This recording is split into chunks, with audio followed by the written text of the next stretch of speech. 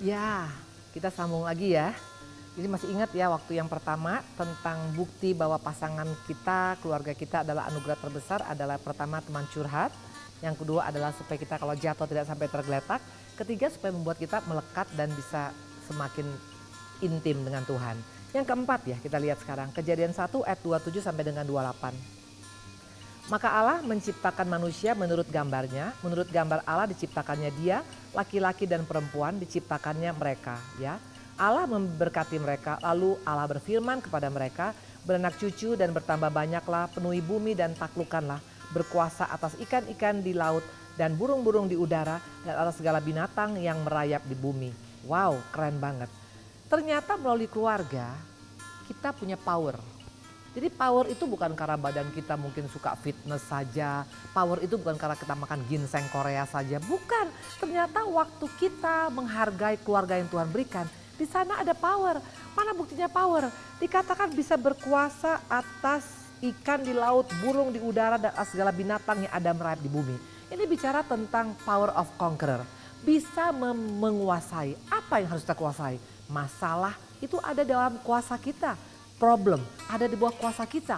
Apapun semua bisa kita handle. Jadi nggak ada istilah mengatakan aku give up, aku menyerah, aku putus asa. Ada power yang Tuhan berikan. Waktu kita segambar dengan dia. Melalui apa? Melalui husband and wife, melalui family, melalui anak-anak, melalui orang tua kita.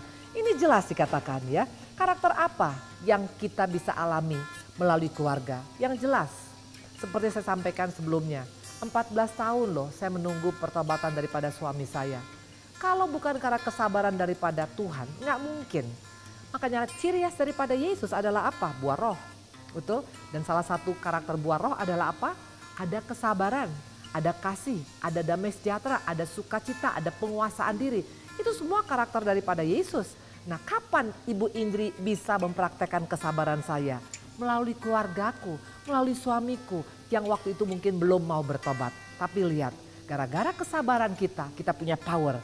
Akhirnya sekarang suami saya dipulihkan Tuhan, bukan hanya sekedar bertobat. Sekarang dia dipakai dalam komunitasnya dan banyak menjadi berkat bagi orang-orang lain, terutama dari marketplace.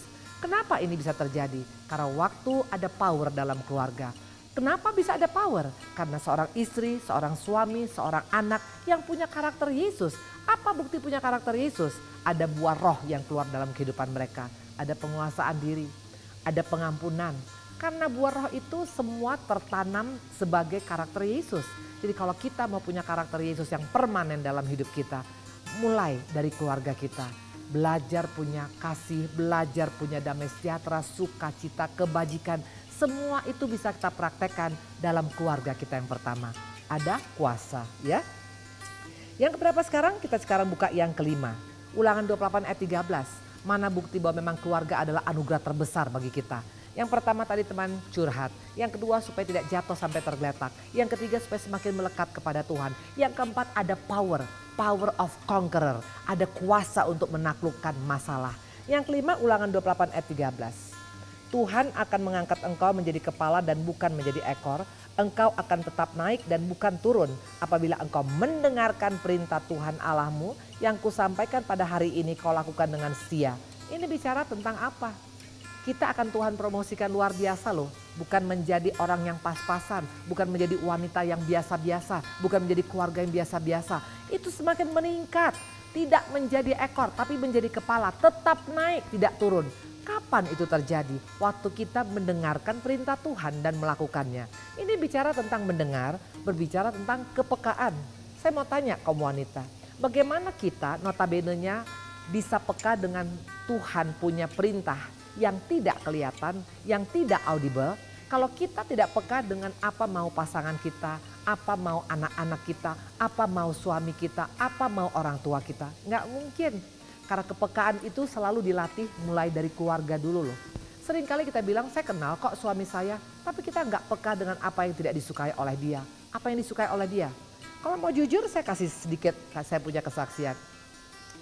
Saya pikir suami saya dulu kenapa sampai jatuh kepada hal-hal yang tidak baik seperti narkoba. Itu karena memang mungkin dia memang seperti itu. Rupanya ternyata saya salah. Waktu suami saya tabrakan, Waktu itu saya pikir dia senang kalau ada teman-temannya di samping dia waktu pas bangun dari sakitnya. Waktu itu saya kebetulan pergi pelayanan dan saya bilang sama teman-temannya, tolong temenin suami saya karena nanti pasti dia senang lah sakit sembuh dan dia lihat teman-teman yang ada di sekeliling dia. Saya pergi pelayanan. Tahu apa yang terjadi ibu-ibu? Wanita-wanita cantik, waktu suami saya bangun, yang dia tanya bukan temannya. Dia bilang apa? Mana Indri istri saya? Ternyata tanpa disadari aku tidak kenal suamiku loh. Kenapa sampai suamiku dia dalam keadaan tidak bertobat? Karena setiap dia pulang ke rumah mungkin dari diskotik, dari tempat-tempat yang tidak baik. Dia pas mau pulang, dia tidak melihat istrinya di sana. Akhirnya dia pergi lagi. Jadi seringkali membuat kita tidak bisa mengalami perkara besar dalam keluarga. Karena kita tidak peka apa mau pasangan kita. Pada suami, pada anak-anak ingin ada mama di rumah, ingin ada istri yang mendampingi, ingin ada orang-orang anggota keluarga yang selalu bersama dengan dia. Tapi kita tidak tahu apa maunya, berarti kurang peka. Saya mau tanya, kira-kira mungkin gak kita peka dengan suara Tuhan, dengan apa yang disukai oleh Tuhan, apa yang tidak disukai oleh Tuhan. Kalau kita tidak bisa peka dengan orang yang Tuhan berikan dalam hidup kita, gak mungkin. Saya menyesal. Saya minta ampun kepada Tuhan dan saya bilang, Tuhan ampuni saya. Ternyata pelayanan 20 tahun tidak menjadi jaminan saya peka dengan apa yang menjadi keinginan keluarga saya. Di sana saya bertobat dan akhirnya apa? Terjadi breakthrough, pemulihan demi pemulihan. Karena ternyata untuk kita bisa mengalami promosi Tuhan dimulai dari kepekaan seorang istri. Tentang suami, tentang anak-anak, tentang orang tuanya, tentang kehidupannya. Belajarlah, kita praktekkan. Di mana kita mulai kepekaan? Bukan karena kita pergi ke gunung-gunung yang sepi sana untuk mendengarkan. Bukan, dari keluarga pertamanya. Karena itu makanya kita berani berkata ternyata keluarga yang Tuhan berikan adalah anugerah terbesar dalam hidupku. Karena melalui keluargaku, aku semakin peka dengan apa maunya Tuhan. Luar biasa ya. Seringkali kita menganggap kepekaan masalah suami atau istri atau anak itu hal yang tidak penting. Padahal di sana cikal bakal untuk kita bisa peka mendengar suara Tuhan. Itu yang kelima. Yang keenam kita akan buka. Matius 2 ayat 10 sampai dengan 11. Ternyata ketika mereka melihat bintang itu sangat bersukacitalah mereka, maka masuklah mereka ke dalam rumah itu dan melihat anak itu bersama Maria ibunya. Lalu sujud menyembah dia, mereka pun membuka tempat harta bendanya dan mempersembahkan persembahan kepadanya, yaitu emas, kemenyan dan mur. Ini bukan Natal, seringkali kita pikir ayat-ayat tertentu hanya untuk acara kelahiran Tuhan Yesus, bukan. Ini membuktikan bahwa waktu ada keluarga yang rukun, itu Tuhan kirim orang Majus loh kepada kita. Dikatakan orang Majus bukan datang dengan tangan hampa, ada emas, ada mur, ada kemenyan. Ini bicara tentang berkat yang melimpah-limpah kepada keluarga. Kenapa bisa? Waktu orang Majus melihat ada keluarga Yusuf, Maria dan ada Yesus di dalamnya. Padahal kalau dipikir-pikir kehidupannya sangat tidak baik pada saat itu. Mereka melahirkan, Maria melahirkan di kandang domba loh. Bukan ekonomi yang baik. Seringkali kita memikir harus kita menjadi orang yang kaya baru keluarga kita bisa menjadi contoh bagi orang lain. Bukan. Kerukunan itu yang paling penting yang membuat orang bisa melihat Yesus dalam hidup kita. Injil yang paling efektif bukan khotbah di mimbar yang hebat, bapak-bapak, ibu-ibu atau siapapun engkau yang mendengar pada hari ini. Injil yang paling efektif waktu orang bisa melihat kok keluarga ini bisa rukun ya. Kok bisa walaupun ekonominya pas-pasan tapi ada kerukunan, saling mencintai, tidak saling menyalahkan. Maria gak menyalahkan Yusuf, Yusuf gak menyalahkan Maria. Kenapa kamu mau hamil anak yang diberikan oleh Roh Kudus? Kalau mereka saling menyalahkan, orang Majus gak akan mungkin datang dengan penuh sukacita. Gembala gak akan mungkin bisa bersorak-sorai. Tapi karena mereka lihat ada keluarga yang rukun.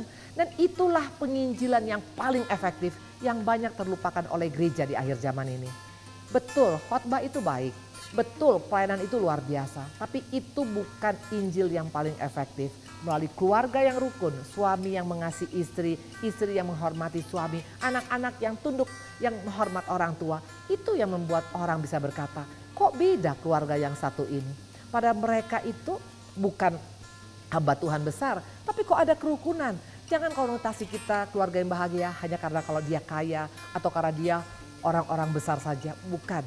Waktu kita ada kerukunan, waktu ada anggur manis, di sana menjadi Injil yang paling efektif. Makanya Yesus memberikan anggur manis pada pernikahan di Kana. Yang waktu itu padahal belum waktunya loh. Ingat, Tuhan lahir dari keluarga. Artinya keluarga itu very important to him. Makanya Tuhan lahir dari keluarga. Makanya artinya jangan kita sia-siakan keluarga. Dan gak cukup hanya satu atap saja. Betul tidak ada perceraian. Tapi yang satu digenteng, yang satu dibawa kolong, tidak ada kerukunan, saling menyalahkan, saling membanding-bandingkan. Tidak mungkin dong orang Majus Tuhan akan kirim kepada kita. Makanya kalau kita mau dipromosikan oleh Tuhan, dikatakan tadi waktu kita belajar untuk mendengar, kita peka. Dan yang berikutnya kalau kita mau supaya Tuhan juga kirim orang Majus, belajarlah memiliki keluarga yang rukun. Bagaimana caranya? Makanya ada istilah berpacaran dalam pernikahan. Harus tetap dipelihara anggur manis. Kapan terakhir kita dating dengan pasangan kita? Mungkin tidak perlu makanan mahal. Makan rujak di bawah pohon beringin juga is okay loh ibu-ibu. Tapi seringkali kita anggap, loh mana mungkin Bu Indri, ekonomi saya pas-pasan. Bukan harus restoran mahal, percayalah. Bukan harus hotel berbintang 5. Tapi ada kebersamaan, ada waktu dating antara suami dan istri tanpa membicarakan hal-hal yang rutin seperti membicarakan tentang utang, membicarakan tentang bisnis, membicarakan tentang pelayanan. Hanya just between you and me. Dan ternyata dating dengan pasangan, dating dengan suami kita, dating dengan istri kita, itu keren dan luar biasa. Dan itu saya praktekkan dalam keluarga saya. Kita akan sambung lagi ya.